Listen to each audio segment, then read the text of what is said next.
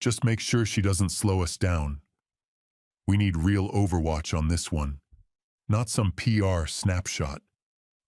The cluster of operators and support staff packed into the cramped Tactical Operations Center let out an uneasy laugh. Lieutenant Marsh, jaw set with the self-importance of a man who confused rank with wisdom, waved a dismissive hand toward the solitary figure at the far end of the room. But when Command Sergeant Major Howell, watching from the shadows, caught a glimpse of her posture, he saw something else entirely. If you believe real competence is measured in silence and proven through action, type professional below. The woman in question, Sergeant Kate Rains, gave no reaction whatsoever. Her world was a sealed bubble of concentration, calm and complete amid the frantic crackle of radios, the clatter of keyboards, and the thick anxiety that had soaked into the walls of Forward Operating Base Red Rock. Fine red dust, ground to a powder by the baked earth outside, coated every surface, a quiet reminder of the punishing terrain that lay just beyond the wire. Rains was of average build, lean and functional, tucked beneath a loose, sun-bleached uniform that revealed nothing. Nothing about her demanded a second look. Her hair was pinned in a tight regulation knot, and her face, bare of any makeup, held the focused neutrality of someone deep in thought. She was a still point in a room full of restless movement. The only tell was her hands. They worked with an unhurried, fluid grace, stripping, cleaning, and reassembling the bolt of her M210 enhanced sniper rifle. Each part was wiped with a solvent-damp cloth, examined with the care of a watchmaker, and seated back with a clean, satisfying click. It was a ritual, a kind of meditation that sharpened her mind and bound her to the tool she depended on. Lieutenant Marsh saw none of that.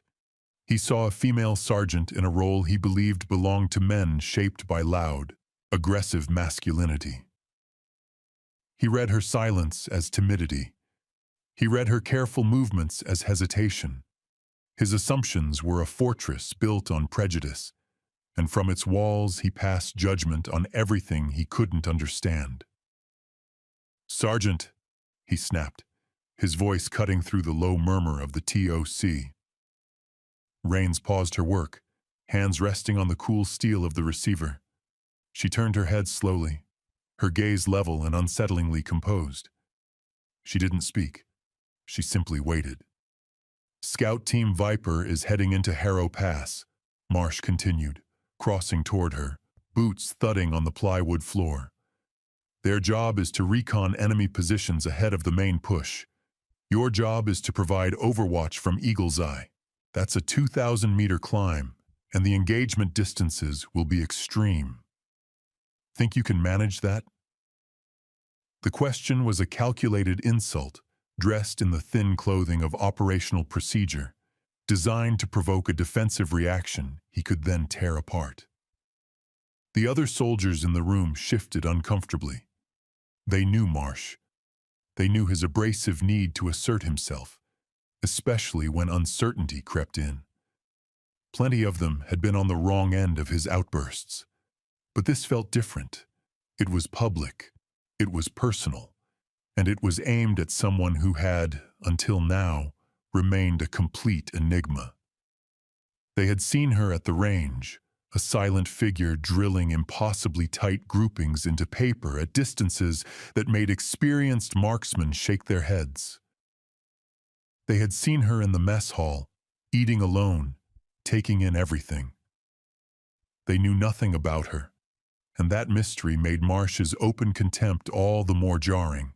Rains simply held his gaze a beat longer than felt comfortable. Then, in a low, even voice stripped of any emotion, she said, "Yes, Lieutenant." She turned back to her rifle without another word. The dismissal was so absolute, so empty of the reaction he wanted, that it left Marsh momentarily adrift. He had braced for pushback, an argument, a justification, a flicker of anger. He got nothing. He was a wave of bluster that had just broken against a cliff of pure, unyielding quiet. He scoffed and turned to the room with a theatrical eye roll. "All right then. Stay on your comms and try to keep pace." He walked away, his authority seemingly confirmed in his own mind, but in the minds of everyone watching, a seed of doubt had already taken root. They had witnessed his arrogance before. Now, for the first time, they watched it rendered completely powerless. They looked on as Sergeant Rains finished her preparations. She loaded a magazine with 7 rounds of .300 Winchester Magnum, each cartridge a gleaming brass promise of lethal precision. She slung the heavy rifle over her shoulder in one practiced, effortless motion. She collected the rest of her kit: a spotting scope, a wind meter, a data book, water, and moved toward the exit, her steps measured and silent. She was a ghost leaving a room full of noise, moving toward a place where only silence and competence carried any weight. From the back of the TOC, Command Sergeant Major Howell watched her go, a flicker of quiet recognition in his old, tired eyes. He had seen that kind of stillness before, in men who had walked through fire and returned with its silence etched permanently into their bones. He made a mental note to pull her file, not out of doubt, but because he had a feeling the name Rains was about to mean something around here, and he wanted to know the story that lay behind it. The climb was a grinding, lung-burning ordeal, but Rains moved with the steady, metronomic rhythm of someone who had done this before. She didn't rush. She didn't stop for unnecessary breaks. Each footstep was set with deliberate care on the loose shale and crumbling rock of the path leading up to Eagle's Eye. The air thinned and turned cold as the sun hammered down with indifferent force.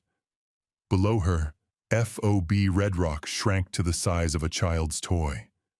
The world became a vast, silent sweep of jagged ridgelines and deep-shadowed valleys.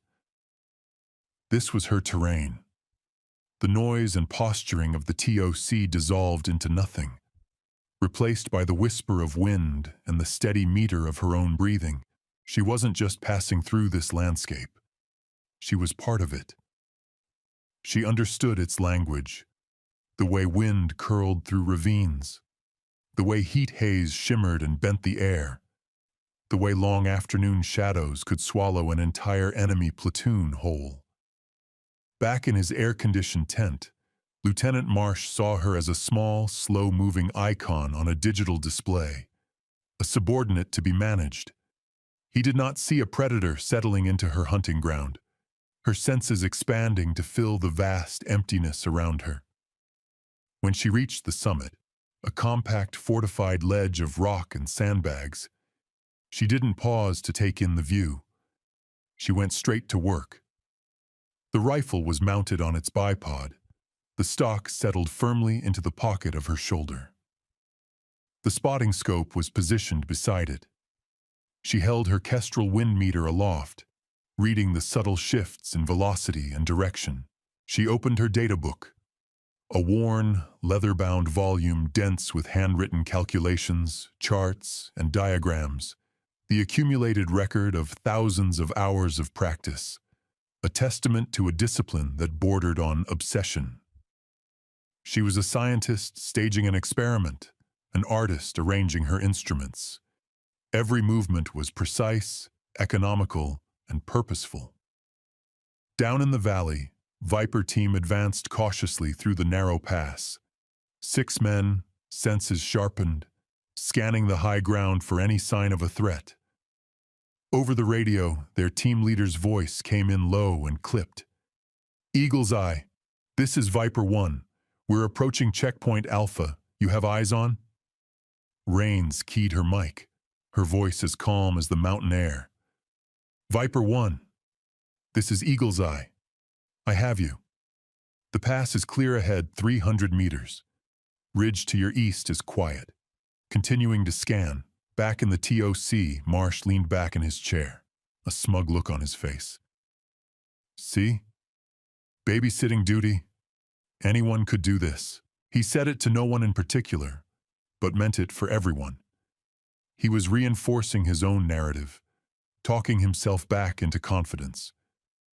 The quiet on the radio was proof to him of a simple task being carried out. He couldn't grasp that it was the silence of absolute focus, the stillness before a storm of violence that only one person on that mountain could control. Rains had her eye pressed to the scope, the world reduced to a circle of magnified clarity. She wasn't just looking, she was seeing. She caught the glint of something metallic on the eastern ridge, a flicker so brief that a less practiced eye would have written it off as sunlight on a piece of rock. But Rains knew better. She adjusted her scope, fingers turning the turret knobs with practiced delicacy. The image sharpened. It wasn't rock. It was the objective lens of a spotting scope, carelessly left uncovered. Her thumb rested on the transmit button, her mind working through the implications fast. One spotter meant a sniper team. A sniper team meant an ambush, carefully laid, well concealed, and deadly. And Viper team was walking straight into the middle of it. The first crack of a high-velocity round split the air. It was followed instantly by the sickening sound of impact, and a voice over the radio cut through with pain. Contact east, we're pinned down. Torres is hit. The calm of the mission collapsed into a storm of chaos. Muzzle flashes erupted from concealed positions all along the ridge. Not a single sniper team, but a coordinated ambush of at least a dozen fighters. Rounds snapped through the air, chewing into rock and dirt around the exposed scouts as they scrambled for the thin cover of scattered boulders and fired back blind. In the TOC, pandemonium broke out. Marsh shot to his feet, face drained of color, shouting into his headset. "Viper 1, give me a sit rep. Where is the fire coming from?" The response came back fragmented and frantic beneath the roar of gunfire. "Everywhere, can't see them. Dug in deep, we're taking heavy fire." Above all of it, Sergeant Rains remained a statue of perfect calm. The panic below, the shouting in her ear, it was just data. Her job wasn't to feel the chaos. It was to impose order on it. Her eye never left the scope. Where the scouts saw only muzzle flashes, she saw the faint disturbances in the brush, the subtle shapes of concealed positions, the geometry of the ambush laid out before her like a map. Her mind ran the numbers instantly. Windage, elevation, spin drift, lead. The first target was the enemy sniper who had fired the opening shot. He was over 1,400 meters out, tucked into a crevice in the rock face, barely visible. To the men in the valley, he was an invisible force of death. To Rains, he was an equation waiting to be solved. She adjusted her scope, the clicks of the turret precise and deliberate. She drew a slow breath, exhaled halfway, and held it. The crosshairs settled on the sliver of exposed target. Time seemed to compress. She pressed the trigger. The rifle kicked back against her shoulder with a familiar, grounding force. For 2 full seconds the round traveled, a tiny messenger of physics carving a path through thin mountain air. Then a faint pink mist bloomed from the sniper's nest, and the rifle fell silent. She didn't linger on it. Her hand moved smoothly to the bolt, cycling out the spent casing and seating a fresh round in one fluid motion, already honed into pure muscle memory. Her eye was already scanning for the next target. Back in the TOC, Marsh was still shouting, "Get a drone up. We need air support. Eagle's Eye, are you seeing anything?" Before he could finish, Rains's voice cut through the static. steady and unhurried as a surgeon's heartbeat. Tango 1 down, engaging Tango 2. Another sharp crack rolled out from her position on the ridge. A machine gunner who had been pouring devastating fire onto the scouts slumped over his weapon, his stream of tracer rounds sputtering to a stop. The scouts, briefly freed from the worst of the pressure, looked up toward Eagle's Eye. Their faces showed confusion and something close to awe. They couldn't see her, but they could feel her. A guardian working from the high ground, invisible, precise. Marsh stared at the tactical display, mouth open. 2 enemy icons marked neutralized, both from a single position. That's not possible, he breathed. The distance, the wind. He was a man watching his entire framework of certainty be taken apart round by round. He had dismissed her as a symbolic gesture, a token assignment. But tokens didn't make 1,500-meter shots in high wind under live fire. Photo ops didn't dismantle a prepared ambush with the cold, detached efficiency of a machine. Rains kept working. The rifle spoke again and again and again. Each shot a sentence in a brutal, decisive paragraph. Crack. A mortar team preparing to rain fire on the pinned scouts was silenced before they could send a single round. Crack. An enemy commander directing the ambush from behind a rock outcrop was eliminated, his radio tumbling from a lifeless hand. Crack. A rifleman peering over cover, his overconfidence becoming his final mistake. It wasn't a firefight. It was a dissection. She was taking the ambush apart piece by piece with inhuman precision. The volume of incoming fire slackened, then sputtered, then stopped entirely. The surviving fighters, their leadership gone and their key weapons silenced, broke and scattered back into the mountains. A deep, total silence fell over Harrow Pass. The silence of disbelief, the silence of survival, the silence of awe. Over the radio, Viper One's voice came back shaky, laced with a reverence that bordered on fear.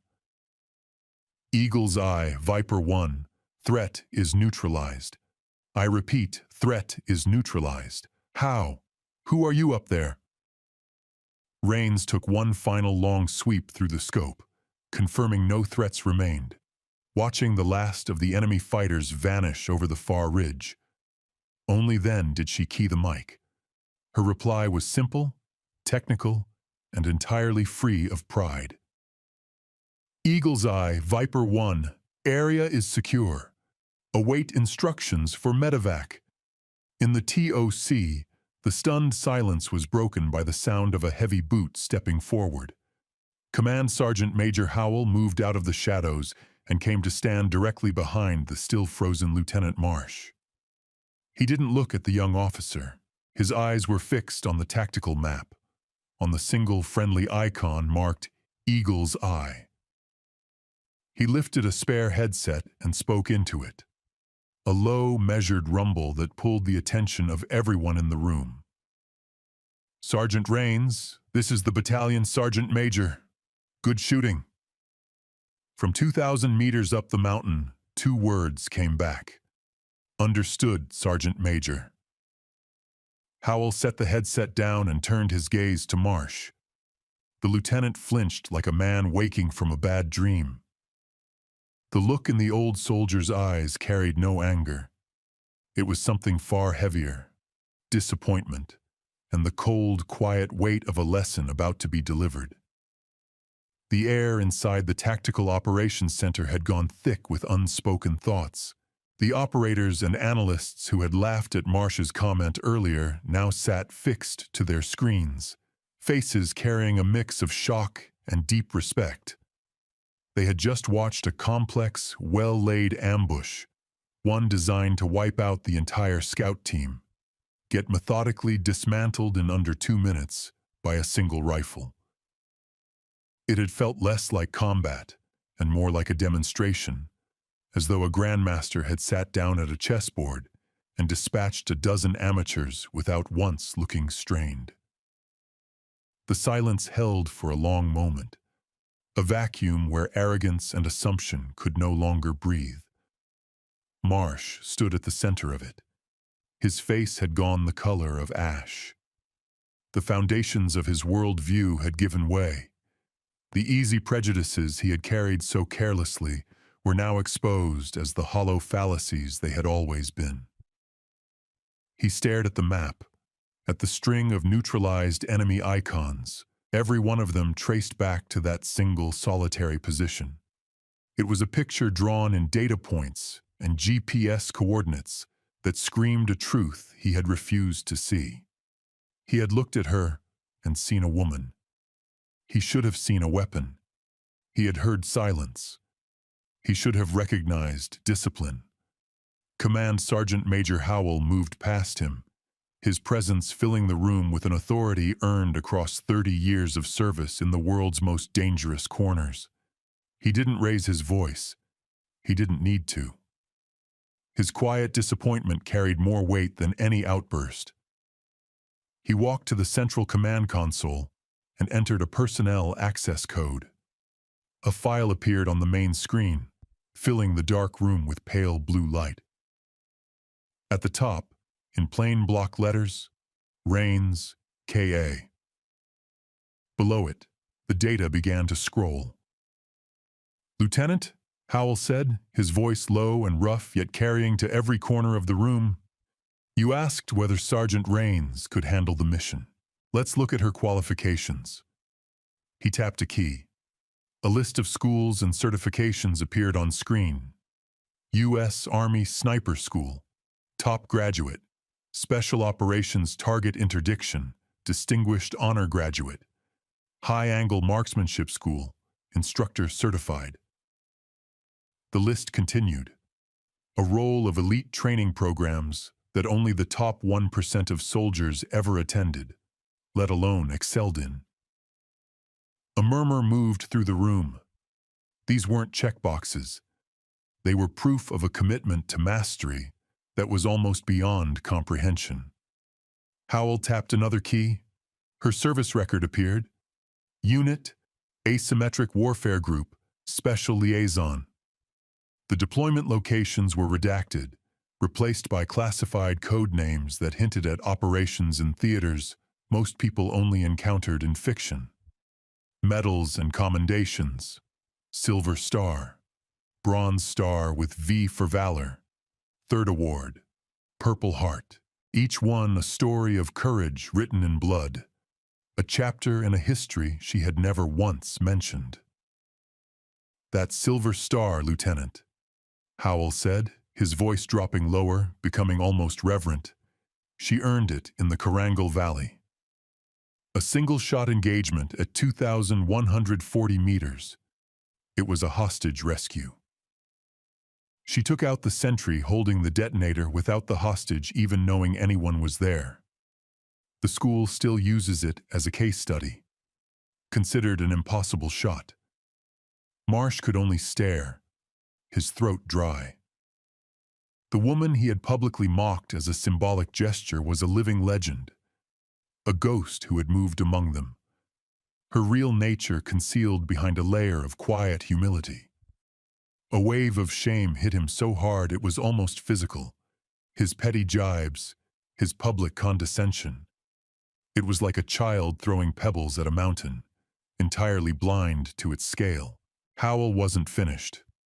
He brought up her last assignment, Instructor, U.S. Army Sniper School, Fort Drum. Beneath it, a series of performance reviews from her students, one after another praising her composure, her exhaustive knowledge, her unflinching patience, and her rare ability to identify and correct the smallest flaws in technique. One quote stood out, written by a seasoned master sergeant who had attended for a refresher. "Sergeant Rains doesn't teach you how to shoot. She teaches you how to see. She is the most lethal and most humble soldier I have ever had the privilege of serving beside." Howell let that last line settle in the air, a final damning verdict on everything Marsh had assumed. Then he turned and locked eyes on the young lieutenant. "Respect, Lieutenant," he said, his voice now like struck flint, "is the currency of this profession. It is not handed out with rank. It is earned through competence, through action, through the silence that falls when lives are on the line." He paused, letting the weight of it land. "Today you squandered yours. You insulted a soldier who has earned more respect than you are presently capable of understanding. You mistook her professionalism for weakness. You saw her gender before you saw her skill. That is a failure of leadership, and it is one you will correct." He didn't wait for a response. He crossed to the comms station and keyed the command channel. "Viper 1, this is Sergeant Major. Medevac is inbound for Torres. Sergeant Rains is to remain in position and guide you out of the pass. You will follow her instructions exactly. Understood?" The reply came back instantly. "Roger that, Sergeant Major, loud and clear. Tell Eagle's Eye, tell her thank you." Howell looked back at the screen, at the name now burned into the memory of everyone in that room. Then he looked at Marsh, whose posture had folded entirely, leaving him looking small and beaten. The lesson had been delivered, not with a shout, but with the undeniable, irrefutable weight of demonstrated truth. The story of Sergeant Rains began spreading before she had even started back down the mountain. The members of Viper Team, voices still shaky with adrenaline and relief, talked about her on the medevac chopper and again in the aid station. They didn't speak of her as a person. They didn't know her. They spoke of her as a force of nature. They called her the ghost of Eagle's Eye. They described her shots not in tactical terms, but in mythic ones, like the hand of something reaching down and plucking the enemy from the ridge, one by one. They talked about the preternatural calm of her voice on the radio, a serene island in the middle of a hurricane, guiding them, steadying them, shielding them with an invisible wall of pure, concentrated skill. Back in the TOC, the atmosphere had shifted completely. The nervous energy was gone, replaced by a sober, reflective quiet. The operators who had snickered at Marsh's joke now replayed the comms recordings with something close to reverence, listening to the sequence of events unfold again. They pulled up satellite imagery and sat in silence, measuring the distances, the angles, the sheer improbability of what she had accomplished. They said her name in hushed tones. The story traveled from the TOC to the mess hall, from the mess hall to the barracks, from the barracks to the motor pool. It moved through FOB Red Rock like a current, passed along in whispers and embellished with every telling. The details shifted, the enemy numbers grew, the distances stretched. But the heart of the story never changed. A quiet sergeant, underestimated and publicly dismissed, had single-handedly saved 6 lives through a display of marksmanship that defied easy explanation. Her silence, once misread as weakness, was now understood for what it had always been. The deep, settled confidence of someone whose abilities rendered words unnecessary. When Rains finally returned to the FOB hours later, covered in dust and sweat, the M210 across her shoulder, a quiet thing happened. As she crossed the main thoroughfare, soldiers stopped what they were doing. Mechanics set down their tools. Clerks stepped out of their doorways. Hardened infantrymen let their conversations die. No one cheered. No one applauded. They simply watched her pass, their faces carrying a mixture of respect and something close to wonder.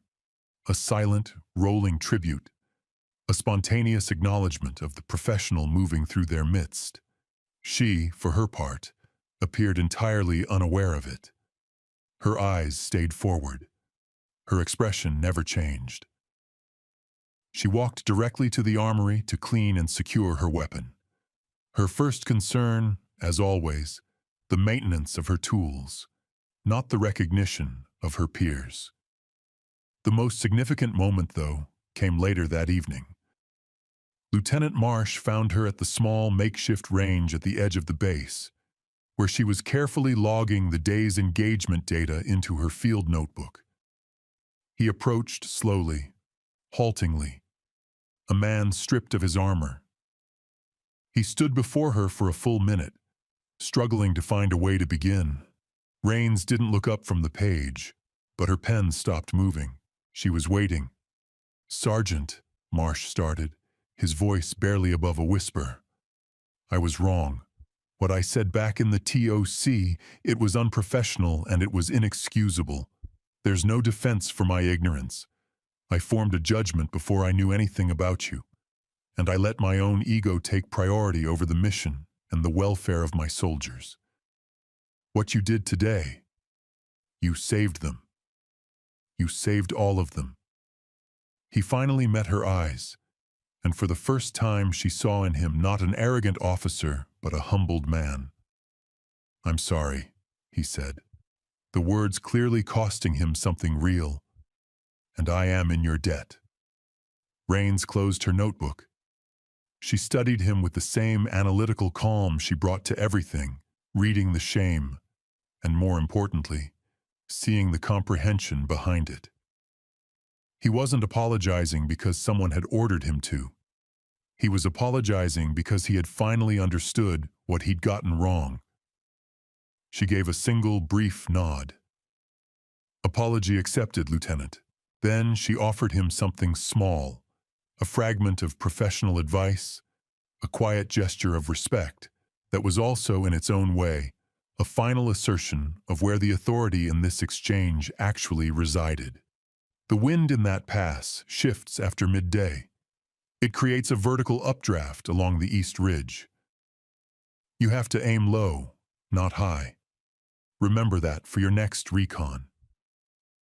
With that, she stood and walked away, leaving him to sit with the distance between his assumptions and her reality. The apology had been necessary for him, not for her.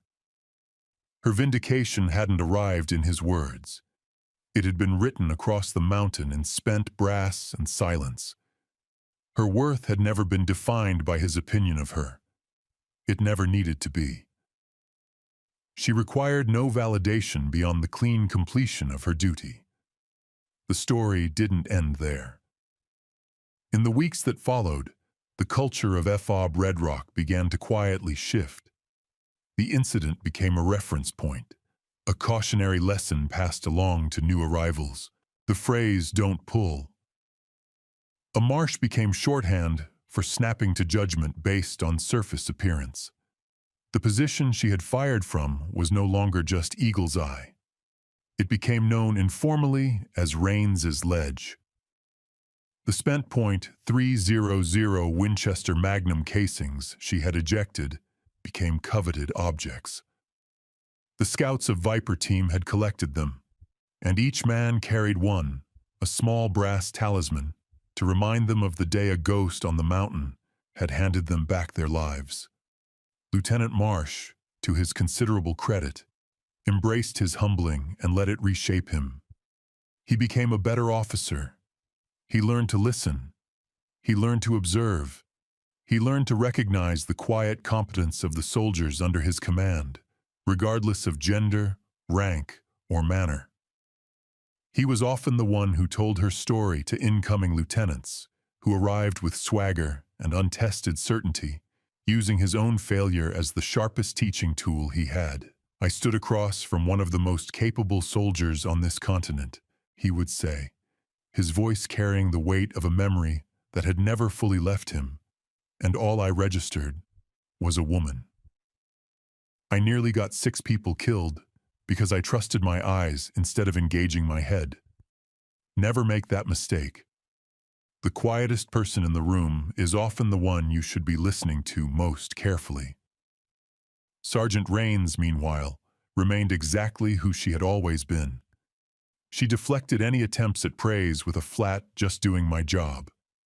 She kept to her routines, the meticulous cleaning of her rifle, the long hours on the range, the quiet watchfulness in the mess hall. She mentored a handful of younger soldiers who sought her out, not through speeches, but through quiet demonstrations of technique and discipline. Her lessons lived in her actions, not her words. Her legacy wasn't in the story people told about her. It was in the changes the story set in motion. It was in the hard-won humility of a young officer. It was in the lives of 6 scouts who would go on to have families, careers, futures. It was in a base-wide culture that slowly learned to look past the surface and recognize the unassailable authority of quiet, proven competence.